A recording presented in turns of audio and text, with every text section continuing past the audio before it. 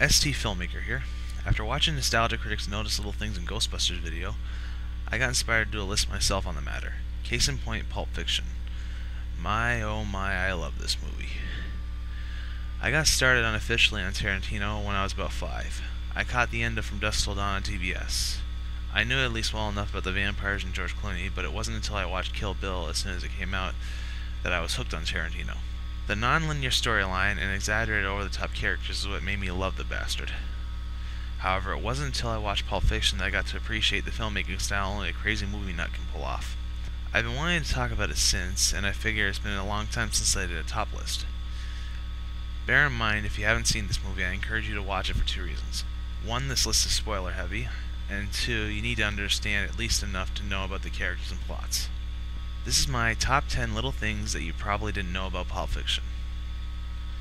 Number 10.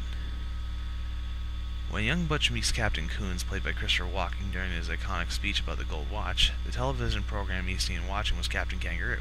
This makes the moment a foreshadow when old Butch was searching his house for the titular watch and finding it on a porcelain kangaroo. Number 9. When the third member of Brett's gang unloads on Jules and Vincent, the bullet holes are already seen shown in the walls before he opens fire.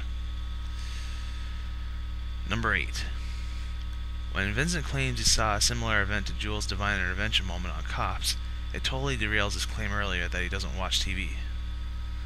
This was intentional, as it was mentioned many times that he just got back from Amsterdam, so his mind is still fried. Number 7. Mia Wallace never wears socks, and unless wearing shoes in public restaurants, she always goes barefoot. This is one of the many minor moments in Tarantino films that help spread the rumor of Tarantino's alleged foot fetish. Number 6. Vincent is an Elvis man and Jules is a Beatles man.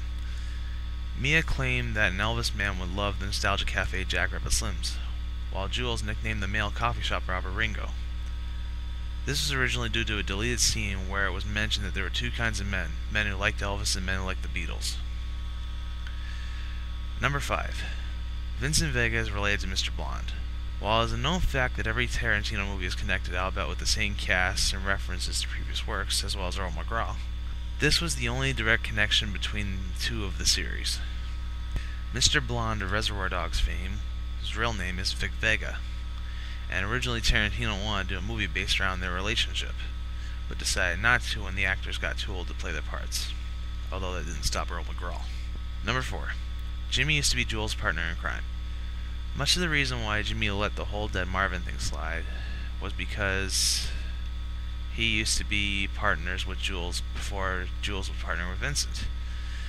It was also hinted that he was a lot more ruthless than Jules. I would say that was untrue due to how he reacts around the wolf, but I just saw Tarantino take on Danny Trejo with a knife, so I'm willing to believe anything. Number 3. There is no police in this movie. Not counting Zed, as odds are his uniform is really a dolled-up security costume, there is not a single character in this movie that is a police officer, both uniformed and undercover. Even the robbery has the perps scream their heads off without any retaliation from the cops. Number 2. Vincent's bathroom problems. The pun was hard to resist. Every time Vincent goes to the bathroom for a break, something bad happens. Mia overdosing, Vincent's death, and the coffee shop robbery. You'd think you could hold it in a little while longer. And the number 1 thing you probably didn't know about Pulp Fiction: Jules and Marvin. In the beginning of the film, when Marvin tries to tell Jules where the briefcase MacGuffin is, Jules shuts him up so he can continue to intimidate Brett. When Jules quotes Ezekiel 25:17 and mentions find or lost children, he turns directly to Marvin. It is later established that Marvin was their informant who let them know about the location of the briefcase. As usual, debate, argue, and let me know what I missed. Stay tuned for more. Oh, and if you see Jules while he's walking the earth, don't say what.